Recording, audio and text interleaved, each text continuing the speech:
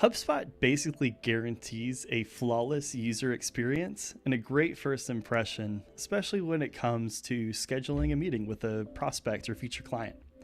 So I'm going to show you today what is the meeting scheduler, how do you use it, how do you configure it, how do we make it benefit you. Check it out. First, let me show you what it looks like to the end user. Suppose they click on one of your links to schedule a meeting. Here, you'll notice that they can pick the date on the calendar and times will appear. They can also choose 15 minutes, 30 minutes, or any other amount of time that you'd like to offer them. I'll show you how to configure that later. If you'll notice though, if I choose a different day, different time slots are available. So how does that work? Well, I'll show you that too. But for now, let's go ahead and schedule a meeting. So it pulls in my first name, my last name, and my known email address. The only thing left is, well, what do you want to talk about? And I'll fill this in. When they're ready, they'll hit confirm here at the bottom right, and you, the owner of that meeting link, will get a notification either via the HubSpot app if you have it configured that way, or an email. All right, let's go to your HubSpot portal, and I'll go to Library, Meeting Scheduler, and you may see a couple of different options, but probably you'll just see one. Go ahead and click into that and hit Edit. Great, so here we can configure everything necessary for our meeting.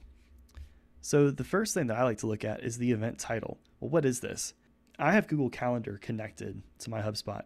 And so whenever it adds an event in Google, it'll show up with some sort of title, the organizer, the location of the video conference, in this case, and it'll have a description. I'll show you how to change all of that. It's all done here. So the event title will be Raymond, the person's first name, and if I know the company, it'll have their company there as well. That's pretty straightforward to do. You just start typing, and whenever you want to add some dynamic information, you go personalization, company token in this case, and the name, and there you have it. Be sure to click save in the bottom left as you make changes. I also have Zoom integrated with my HubSpot portal. So here, I'll click Zoom, and that'll give that Zoom link every single time in the event. From here in the description, you can write whatever you want. Also, making note of the fact that you can add personalization tokens here, just like we did in the event title. Save your changes and scroll up to scheduling. For me, this is where I find the most control that is really, really helpful as the HubSpot owner. I can change the duration that I want a meeting to be offered, and I can do my availability. So right now, this is Monday through Friday, 9 to 5, and that looks at my calendar and says, all right, if there's no meeting there, it's available. But maybe you want to give yourself, a 30-minute buffer between all meetings, or maybe you want to schedule out something 2 weeks, 4 weeks, or beyond. How do you do that? Go down here to additional settings,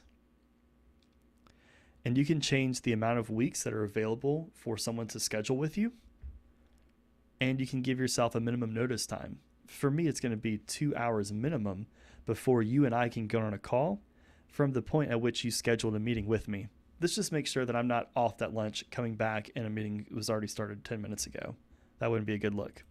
Next, we'll go to the form. This has the first name, last name, and email address of the prospect or customer. This is important so HubSpot can keep track of the record in your CRM. I've also added a custom question here, and that's pretty straightforward. Hit that button, type in what you want. And what this does is that in your email confirmation, whenever it says someone has booked time with you, it'll show their answer. So that's how I was able to get a heads up about what it is that we're about to meet on. It's really helpful for me. So a few more settings that you can look through. I keep all the defaults. I'm very happy with them, and I think my clients are as well. Lastly, there's a confirmation page.